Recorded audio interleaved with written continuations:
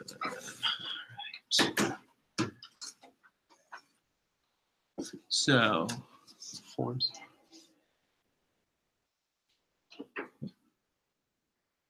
I guess I need to reload.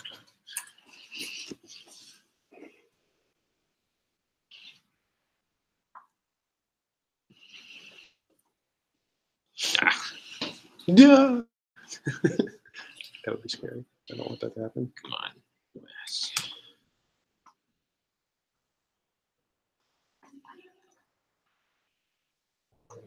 Four, 5, 4, 3, 4, 5, 8, 0.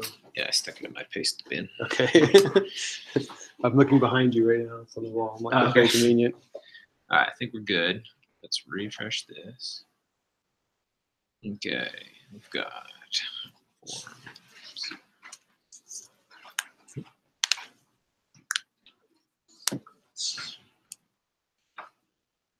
Maybe it's screen now. Yeah.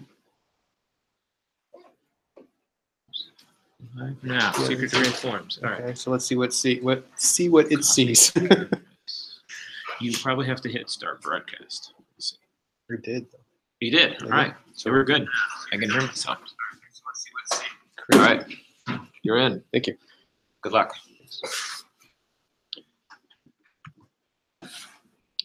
All right, I know it's 2 o'clock, but I'll give a couple more minutes because it looks kind of light. I'm hopeful. I'm optimistic.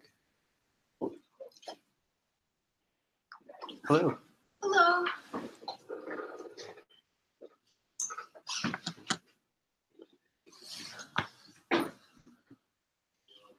While we're filtering in, just a curiosity, how many people here are designers? Okay, developers? Architects, project managers? Project manager?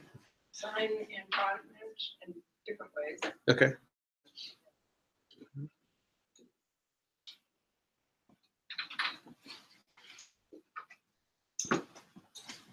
Hopefully this will touch on a little bit of something for everyone.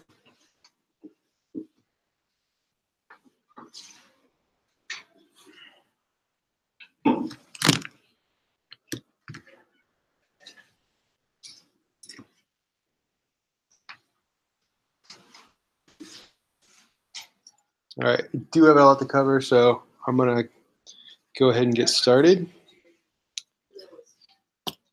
This is secrets to great web forms. However, this is a little bit of a trick. The secret is that I just used that title to get you in here. I want you to not only know this, but I want you to share it. And I think it's really important. So it's not really a secret. It's sort of like conference clickbait. So hopefully you will take that in stride and you won't get up and leave right now, but because what I'm going to say is it's still important. Hello. A little bit about me. I'm a front-end developer and Node.js developer. I'm focused on accessibility. Right now I work for an insurance firm, but I work for several other enterprises in different areas, medical and banking and also small startups. So I have a wide range of experience. I've only recently been doing this sort of work in career-wise, and then only in the last few years focused on accessibility, but it's become the most passionate part of my work. I really enjoy doing it. So when we talk about forms, one of the things I want to impart is that while we might make interfaces for people all the time, web pages, a lot of that's very passive content. It's people are going to sit by and just watch it come at them. Forms are different because forms require them to act, or we want them to act. And the way we succeed in that is we have to increase the motivation for them to act or share data with us, and we have to remove friction. This process of increasing motivation we call psychology. And then removing friction is usability. Like, can you actually do the thing that you're asking the person to do? So the secret to that, though, is trust. Because for them to act or for them to share data in your form, they have to trust you. And I'm going to talk about 4 ways that you can build trust and keep it. So these are the secrets. This is what I was saying before. It's a secret because not a lot of people are doing it, but I don't want it to be a secret. I want everybody to be doing this.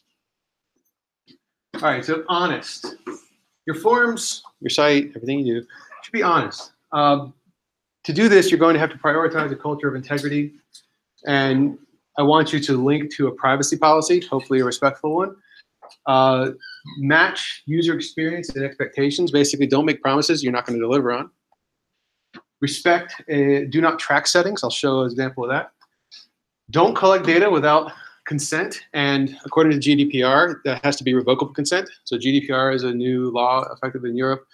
Anyone who serves customers in Europe, whether or not your servers are actually there, you need to comply with this law. Otherwise, they can come after 2% of your profits, I believe, which is a lot. And don't use dark patterns. Anybody here know what a dark pattern is? Cool, got some hackers here. So dark patterns are bad side. It's like using the bad side of psychology. There are lots of examples out there. I can't go into them right now, I don't have time, but essentially you're tricking someone into that first arrow of motivation. You're tricking them into doing something that they didn't think they were doing or didn't realize they were doing. So we don't want to use those. They're not ethical, possibly illegal, and yeah, you're breaking trust. So here's an example from Etsy.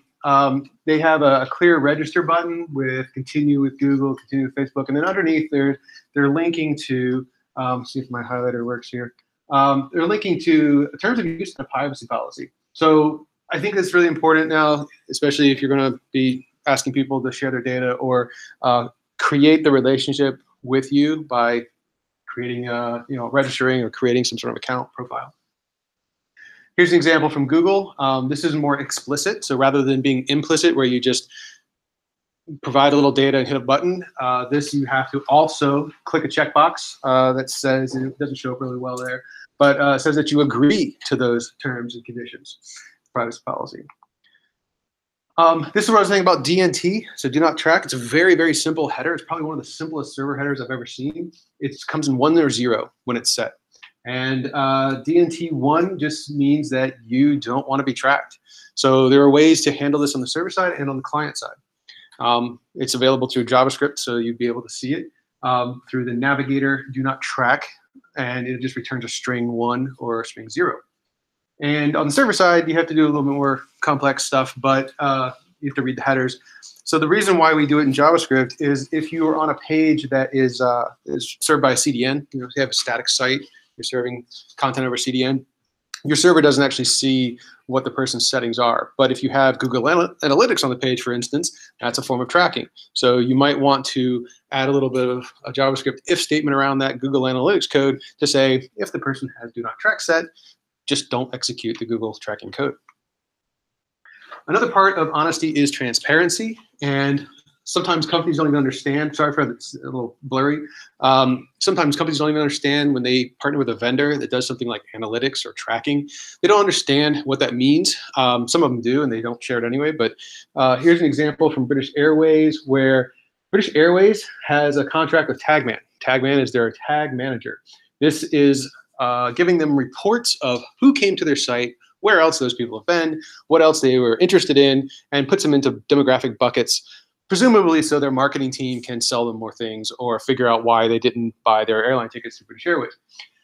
What Tagman does, though, is it actually got bought by Inciton, and Inciton then sells a lot of information to DoubleClick, and then DoubleClick shares that information with, well, everyone, right? So it's very promiscuous. It's not at all transparent. I hate these things. They're also very heavy on your system because sometimes this one will load this one and that one will load these other 5, and then before you know it, you've got a whole bunch of requests to domains you shouldn't have anything to do with. Another part of this is the revocable consent. So here's an example from Twitter. Twitter says you can deactivate your account. You might see it as remove profile or delete profile. The same idea is that the data that you gave to this site, your personal demographic data, is yours, and you should be able to ask them to remove it. It's the right to be forgotten, and it's, again, part of GDPR. So here's a tweet about, and this is dark patterns 101 sort of stuff, but LinkedIn is sort of notorious. They're in the dark patterns hall of shame. for sneaky ways to get people to click on accept. Yeah, you can scrape all of my contacts and then spam them with invites to LinkedIn. This is someone basically giving you the how-to. I left the link in the tweet if you want to go to it, to remove all of that data from LinkedIn. So you don't have to delete your profile, but you do need to remove the data individually. And sadly, they don't make it that easy. That's another part of the dark pattern, is basically hiding the easy way or the most obvious way to take care of your stuff. So for project managers or anyone building a team or building a company, this is really important for employee engagement. I took this from a free O'Reilly book called Designing for Respect. I really like this chart. It shows two axes with good and evil on the x-axis and interesting and boring on the y. So if you're working on something that's evil and boring, this is soul-sucking work. Nobody wants to do this. You're not going to have a fun time on your team. People are going to leave, high turnover. You're not going to get stuff done. The best part is the rewarding side, where you have interesting stuff that's doing good. You might be able to interest some people if you have challenging work that's evil. It's usually temporary. It's fleeting. You'll be better off with doing good because they'll be satisfied. So again, just little shout out for being transparent, honest, respectful. So when we're talking about motivation, we need to motivate, we want to motivate our clients, potential clients, to share data with us or take actions. To do that ethically, we have to be honest. The next part is respectful. So we need to make our designs and our implementations respectful. I'm going to talk about 3 areas of respect: identity, ability, and agency. And this is basically who the person is, what they're capable of doing, and what they can do in their context. It's not necessarily about their ability, but maybe it's political situation, history, their choices on other stuff, finances. It all has to do with agency. So to respect identity, we need to prioritize a culture of inclusion. This is slightly different than what we talked about before, but it's has some other nice things that we'll get out of it. We want to invite feedback and act on it. So this means having a very accessible feedback form as part of your site, somewhere people can report problems to you. And then you need to actually listen and then act on those. A lot of companies pay lip service by having the form, but then they don't do anything or they don't share what they're doing. I would also recommend you conduct ethical tests with real humans. This is hard for a small shop sometimes. You might have to contract it out. You might have to offer people things for free from your services, your site, because you can't afford to pay them. But part of ethical testing would be to actually pay them for their time. Don't prevent or change correct data. I'll show some examples of this in the form. Don't ask for information unless you need it. That has another thing it'll give you. And then don't use biased language. AlexJS.com, if you have, how many people have heard of AlexJS? This is an awesome site. I recommend everybody take a swing at it. Take anything you've written, put it in there. It'll tell you if you've used biased language, which is, I think, really important, not only for respecting people, but also for earning your trust, right? So you want to make sure that they are going to acknowledge, they know that you see them, put it that way. So here's an example from a site called Roulala. Anybody know what the site does? It's shopping. It's just clothes, sunglasses, hats, jewelry, all kinds of stuff. It sort of inundates you with like catalog pictures. So I ended up here just looking for gifts one time, but this is the sign up form. You can't see anything unless you sign up. And but it looks really enticing because 70% off, some must-have brands. Okay, that's exciting. And it's got the email address. So I put in that, hit continue, and then it asks this: why? Why does it matter? So this is my quotes from Laurie Voss, who works at NPM. I'll read it.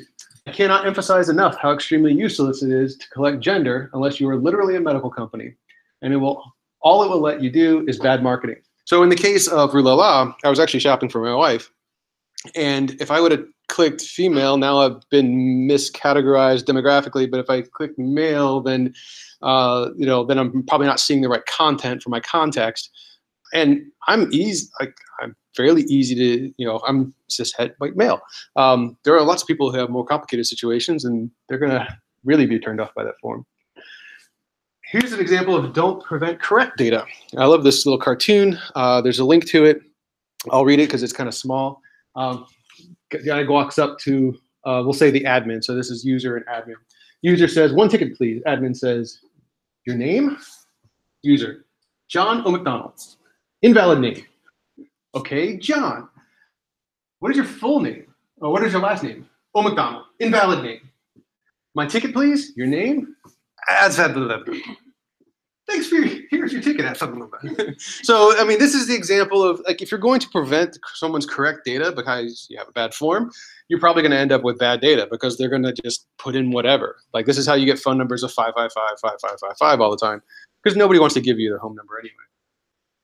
All right, don't change correct data in an autocorrect form or in a form that has correct data. So here's an example with actual code. I don't have too many of these, but I think this one's important. There are some extra, so in this context, we're talking about the username field. So a username field is something that's very personal. You don't know, as the server side, what's correct. You also, most of the time, can't say whether it's valid or not. You can just check to see if somebody already has it. Basically makes it valid or not. So here we want to turn off capitalization, we want to turn off autocorrect, and we want to turn off spell check. Because all of those things, especially on mobile, trying to quote unquote help the user, end up frustrating the user. And we don't want the user to be frustrated because we want them to actually get to the service part, but they have to get through the form first. So we're going to expect ability next. And this is a big thing for me. I like to talk about accessibility.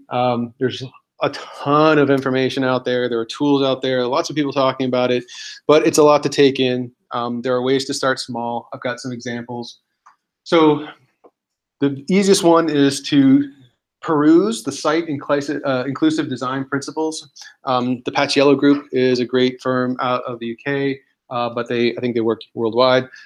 They have some great thoughts about how to, and it's written in sort of like plain language, how to approach accessibility. Of course, it does get into technical specifics and lots of examples, but I think that's a good resource to start with for a lot of people. Also use automated and manual tests. Automated tests don't catch everything. I'll show a slide on that. Do group your fields logically or use progressive disclosure. Anyone have a guess what progressive disclosure is? All right, we'll get to it then. Hide infrequently used fields by default.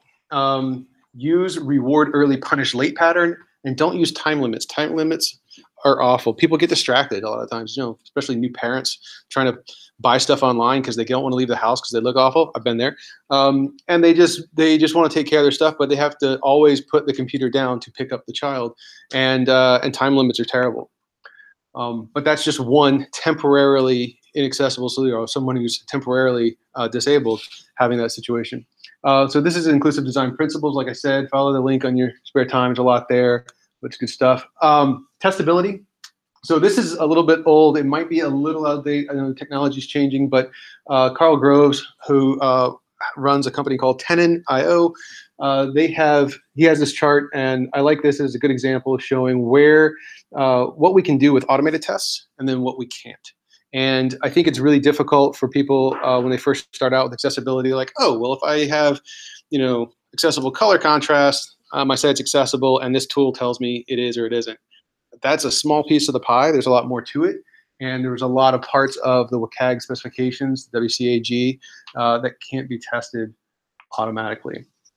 This is progressive disclosure. So the idea that if you have a multi-stage form and you've got a lot of things you want somebody to enter, break it up. Make one action button per piece, per view. So they basically put in some demographic data and they hit continue, and then put in some shipping data and they hit continue. That helps break it up, and it makes it a little less distracting. It helps them focus on what they're working on rather than getting overwhelmed. A lot of times people, they found that breaking up, especially on sort of the new relationship pattern, people are going to be more encouraged to finish this form than if they just saw the entire thing up front. However, existing customers that have been around a while, they keep reordering the same stuff, they don't want this. They want one form where they hit autocomplete and it just puts all their preferences in and they're done. So you may have to decide what works best for your context and your company or your use case. But both patterns is important to be aware of and how they're used. Here's an example from Dell of hiding infrequently used fields. Dell services a lot of companies, and companies like phone extensions. But very few people have phone extensions now, and like even if I did, I'd probably just give them my cell phone number because if they're going to deliver my computer, I want to be there. So this is a great idea. Just put a little link there, and when you click it, it opens up another field, and you put the extension in. But most people aren't going to see that, so it helps them focus on what's important, which is the phone number, maybe the email address. In this case, they also pre-filled my postal code, which was probably by IP address. I thought that was really helpful. Saved me from inputting something, but at the same time, they could have figured out what state I'm in, and they didn't. So they missed the mark on that. This is an example of reward early, punish late. Totally stole this GIF, but the link is there, so I give credit where credit's due. The idea is that when someone's entering data, don't hit them with the error message right up front. Wait for them to enter something, and then when they tab off, when they blur, then you show them the error. When they go back to it, as soon as they start entering data, as soon as they make it valid, get rid of the error message. So before they leave, get rid of the error message. You can't do this with native validation on JavaScript without JavaScript. So it's important to understand, since I'm going to recommend progressive enhancement, that you learn a little bit about how the native validation works and then how to use this pattern with JavaScript. And again, this post has some good examples. Here's an example of doing something very close without JavaScript. I recommend something like this. The code pen is in the slides. But basically what's going to happen is anytime there's data in the field and you're not focused on the field, you'll see the error message. But as soon as you focus on the field, or if there's no data, the error message isn't going to show up. It's a nifty little pattern I came across, and I've been sort of improving it. You need very little CSS to do it, but you do have to have some newer browser that has some of these other features. And then the HTML is basically the same. I also added in here, this is ARIA described by, and this is pointing at a link. So this is right here is a link. I like doing this because someone with dexterity issues, someone who's maybe focused on the link to read it, they can click the link and it immediately focuses on the field. And that's just the way textual links work, bookmark links, because it has the hash on it pointing to the ID. Well, all of my inputs already have IDs. So this is just a really easy pattern to do in native HTML. The role alert here means that when in certain browser and screen reader combinations, when the alert is shown, the screen reader will read it out, even though the user's not focused on it. So that's another part of WCAG is those status changes or error messages have to be alerted. There's a new setting. So with JavaScript, you can change ARIA described by into ARIA error message, but you have to flag it as ARIA invalid to get it to sort of inform the screen reader or the system technology that the error is present. Otherwise, this is the native semantics of it being required or not and invalid or not are going to fall back to the HTML. So that's the other reason why using a type email on this is the best thing, because it just knows what a valid email is. Why write a complicated regex when it's probably wrong anyway? Okay, moving on. How am I doing on time? All right. Respecting agency. So consider social sign-in, magic links, or continuous guest. Got some examples of that. Consider numeronyms. These are numeronyms for internationalization and localization. I didn't want to write that out because it's been too long. Do respect user costs. So how many people have seen this site before? What does my site cost? I love this site. It's a great way to show your managers and your business owners and your process owners what they're actually doing to your customers, especially if you are international or you operate in rural areas.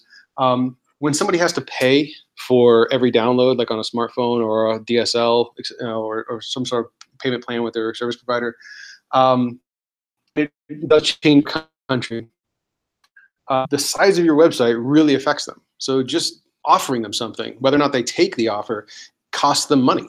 And you can do a lot for someone by trimming your site down, taking out some dependencies, making it a little more performant. And basically what this does is it takes web page test data and turns it into a graph that tells you what's that going to cost in Canada, what's it going to cost in the UK.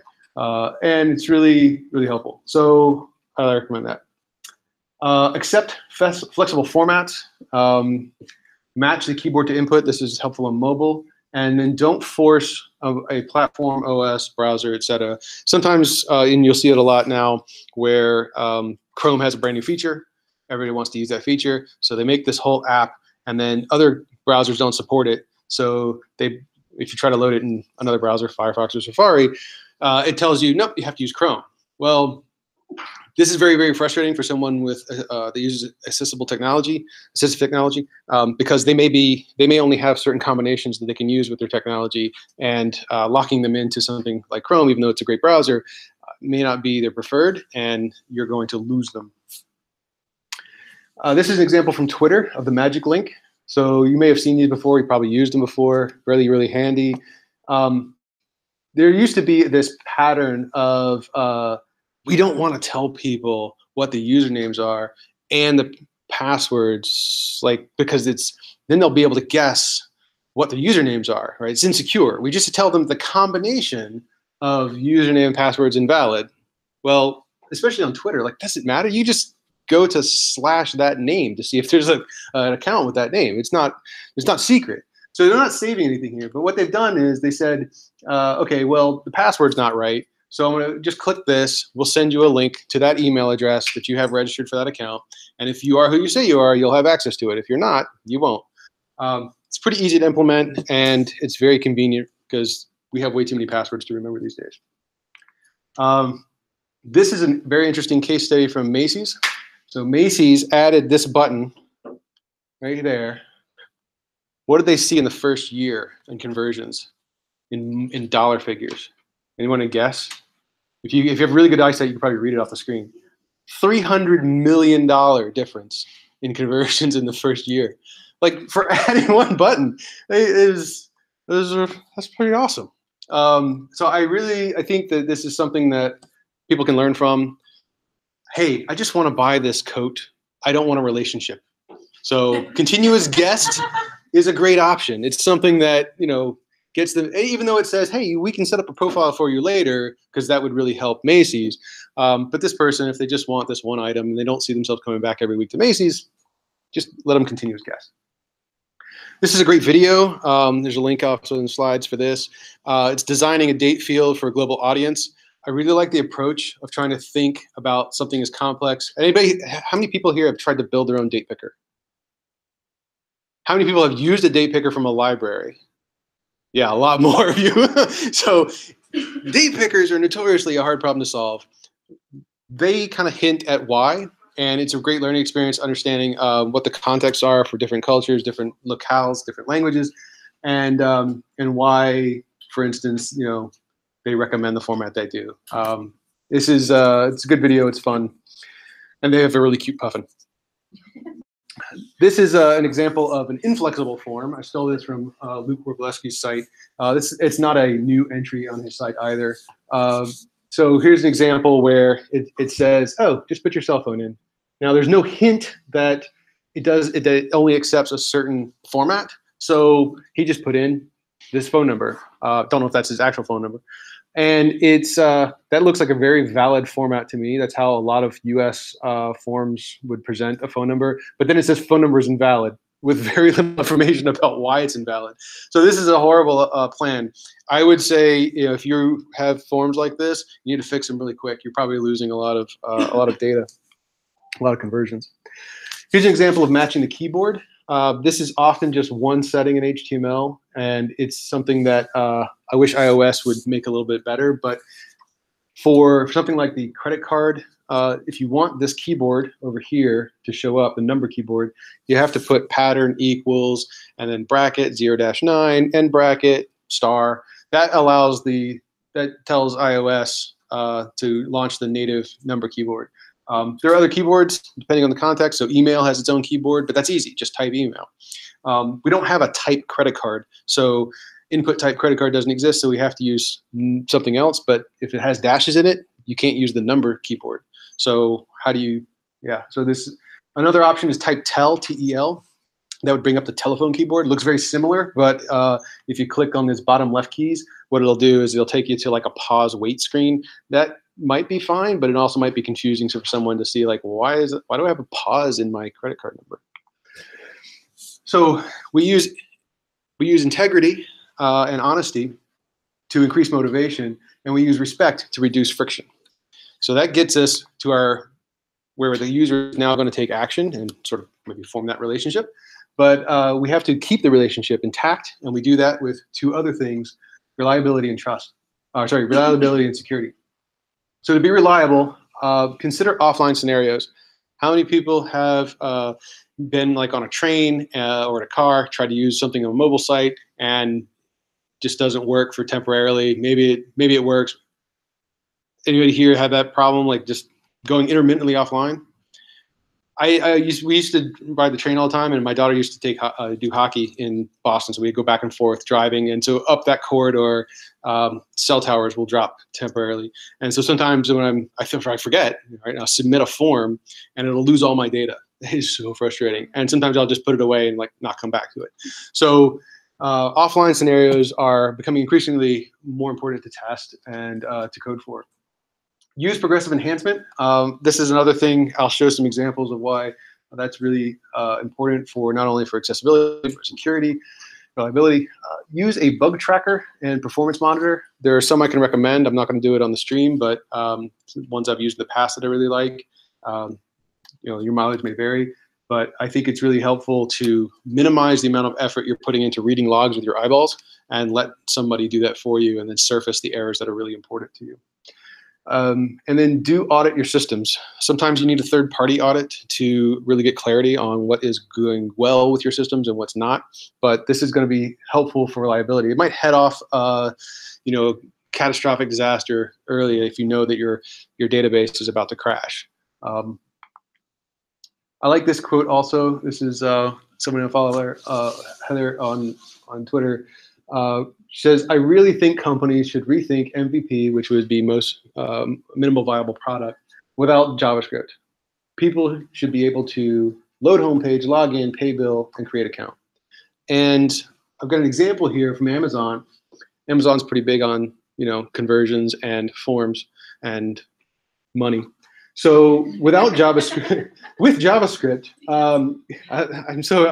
I'm glad you appreciate these jokes. With JavaScript, you get this inline error message, and it doesn't actually submit anything. If you just try to hit the submit button, it will tell you, hey, you didn't enter your name or your email. If you turn JavaScript off and load the exact same page and try to submit it, it actually hits the server, sees that there's no data, and then sends back a new page. And the new page has, there was a problem here, and it has your, what you need to fill in. So it's very obvious that Amazon cares about making conversions no matter what the case, and they know that JavaScript can fail. That's also not a secret. And so they make sure that this is progressively enhanced. It works without JavaScript first. They can make it better with JavaScript. Here's an example, almost the same sort of pattern from MailChimp.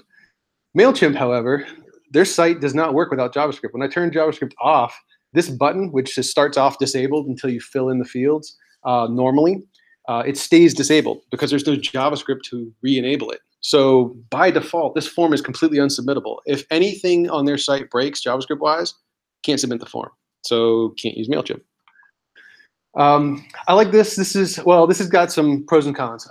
This is a pattern. The link's in here. It's called, what is it, offline forms? Yeah. So this example, and it's actually very nice looking.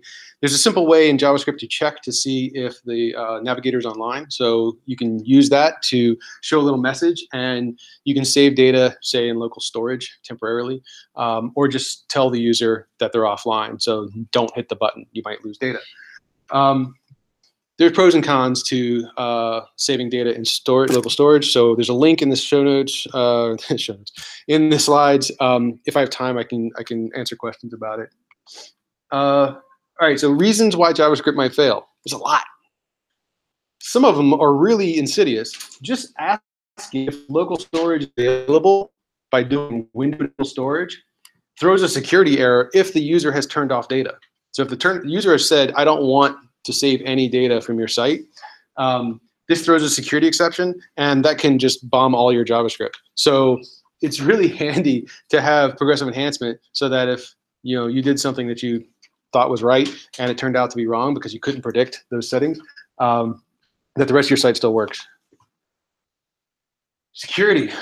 I'm going to keep checking on time because we're getting close. All right. Security. Consider how you use ads, social media links, etc. One of the big reasons is they're going to put links on your page. Those links they could also put JavaScript on your page. That could invite cross-site scripting attack that you don't want, because technically that is a cross-site scripting attack or XSS attack. It's just self-inflicted. By asking an ad network to inject ads into your page, you've said, attack me. If someone is able to hack that ad network and put malicious script into your page, you did not want that. But if you didn't take precautions, then you are now vulnerable, and so are your customers. Social media links. One of the biggest problems I see there is that people are putting links on there that actually share the data from your site and create another vulnerability, which can be used with the opener. I'll show that. Consider sandboxed iframes. This is not a new thing, but it's like 6 years old, I think. But how many people have heard of sandboxed iframes? I just learned about it like within the last year. I think it's amazing. I think it's a great tool in the tool chest of things to do. When you have, the idea is, and especially if you have a single page application that was built with, say, Angular, React, or something like that, one idea to create security or to create better security is to hand code your form, your important form, progressively enhance that, because that will definitely work. Put it into an iframe on a separate domain.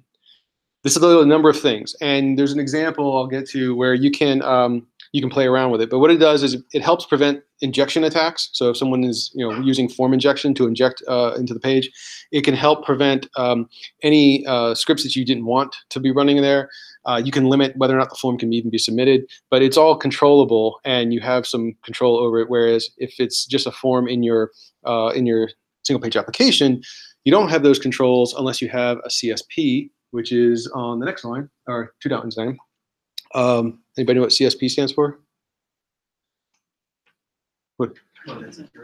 Content security policy. Yeah, it's this little manifest of what the page can and can't do, and it's really complicated. Can't go into it. Don't have enough time. But if you have server folks and you have an interest in security, I would suggest reading up on it. It can be hard to get it right the first time. So sometimes something like Sandbox iframes is a little more accessible, especially if you don't have access to the server to make changes. Consider a security.txt file. I think this is a great option. It doesn't really add any security, but what it does is it's like a robots.txt file. You just put it on your site at a high level in a .well-known directory. And if someone has a bot running that is doing security scans and they find a vulnerability on your site, they can use the security.txt security text file to alert you, right? Because in the text file you'll have like who to contact when security vulnerabilities are found. So this is really helpful when security researchers are doing their research and they actually want to help people. But if there's no way to contact the security admin, then your site is still vulnerable and you don't know about it. I would also recommend using security headers. There's a great site that can scan them for you. I'll show you. Sanitize your dynamic content. So again, if we're using Ajax or a single page application, you've got content coming from somewhere else and you're going to pop it into the page. Run it through a sanitizer. There are a ton of ways of people injecting code that you will not think of. There are several examples of this. There's a great library. It's the F-word JS, if you look it up, and it basically gives you ways to write alert and do alert injections without actually writing the word alert. It tricks the browser a number of different ways into running code that you wouldn't suspect. And so you probably aren't going to do this on your own. I'll show you a library that security experts have written to help you do this. Don't include third-party CSS or JavaScript without a SRI, which is a resource indicator. And this is basically guaranteeing the version of whatever code you asked for is exactly the version you get. And they do that with a cryptographic hash. And then don't ask for information unless you need it. We had that up at the beginning when we were talking about respecting identity. It's also great for security. So here's an example of code. This is what I was talking about with links on your page, especially if you didn't put them there. If the link has access to your page and it doesn't have the rel no opener no referrer, someone can on the page that go to, they actually have some control over the previous page because they can do window opener. And if they do window opener dot location equals, they can set the previous page to something else. And if they know, for instance, that you came from Facebook and Facebook's links had this, then the malicious page can redirect your other tab, because this is blank, right? So it opens in a new tab. It can redirect that previous tab, probably without the user noticing, to a fake Facebook page that just prompts for them to sign in again. As soon as they do that, the malicious site now has their login credentials and they've been hacked. So protect your users. If you're going to put links on your site that do this target blank, which it's not a great feature, honestly, but if you have to do it for whatever reason, include this rel attribute.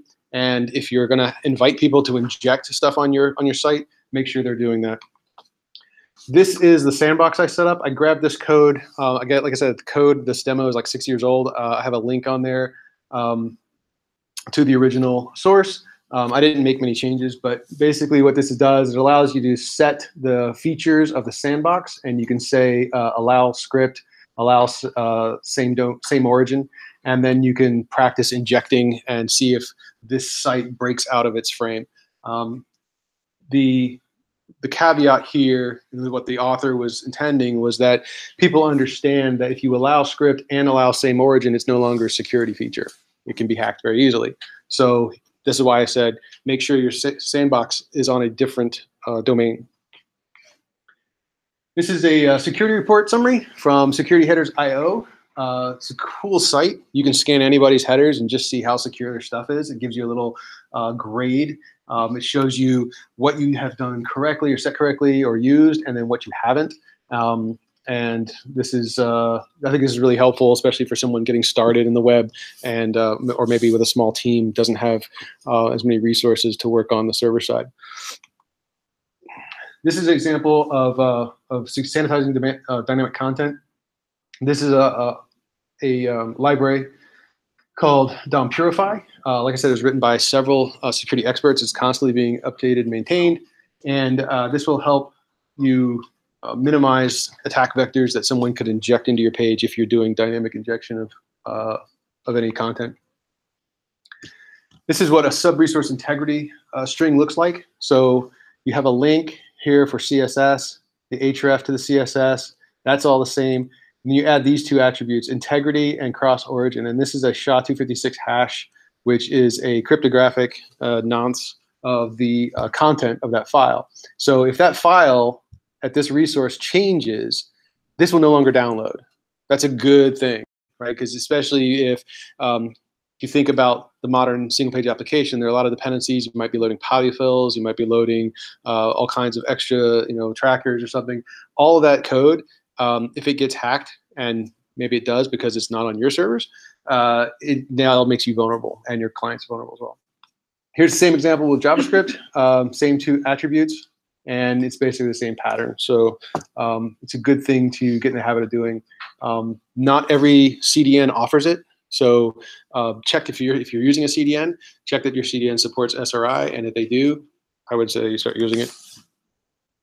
Why would you need security for CSS? This is why. This is hilarious, by the way. Just learned this year. Somebody wrote a keylogger in pure CSS. That's all right. They just harvested your password in pure CSS. I love it. I think it's, I love it. It's scary as hell, but at the same time, I'm like, wow, it's so creative. I have to really sort of applaud that, the effort used. So this is a great tweet out by Jake Archibald. Some of the original work that I saw was from another project on GitHub, which is called, all right, it escapes me, but I'll get to it. And basically, third-party CSS is not safe. So if you depend on Bootstrap CSS, make sure it doesn't get hacked. Make sure somebody didn't put a keylogger in Bootstrap. Here's how to set cookies or tough cookies. This is a recommendation from a security professional on a blog post that's there in the link, Tough Cookies, and this will help make sure that the cookies are not read by service client-side JavaScript, that they can't be manipulated or shared with third parties that you didn't want. And lastly, you can't leak data if you don't collect data. So again, if you don't need to ask the question, don't ask it. I think we have formitis in America. We ask for a lot of information from people, a lot of information we either don't need or aren't going to use or shouldn't be asking for.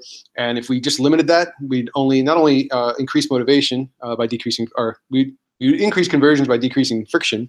We'd also be more respectful, which increases motivation, and we'd be more secure. So optimize for user trust: honest, respectful, reliable, and secure. Any questions? I have like 3 minutes. You were going to talk about why sometimes it's not good to store form. Yes. Data. So I just read a blog post today, actually. Local storage. So the same reason why I was recommending sandboxing your iframe or sandboxing your forms, because that's where the sensitive data is, or doing other things to control, like the SRI, to control what code runs on your page that you don't control all the time. There's another attack with dependencies. And what can happen is any JavaScript running on the page has access to the local storage. So if you had a form with, say, like medical data, and that medical data you wanted to be available offline or be available for the next submission of that form, and you stored it in local storage, and if any code, any malicious code ran on your domain, on a page on your domain, that code now has access to the local storage, object, and can go after all that data. So it's important to know both the pros and cons. I like the pattern of saving things to local storage because I think it helps with people who have motor disabilities, or they have impairments, cognitive impairments, or problem-solving impairments. It helps because it limits how much they have to remember and how much they have to input. On the downside, though, if it's really specific, secure information, maybe don't put it in local storage, or maybe take some of the other steps to make sure that you're doing it in the most secure way possible to limit third-party code running on that site that would have access to it. Make sense? Okay. Any other questions? I think we ended right about on time. Thank you.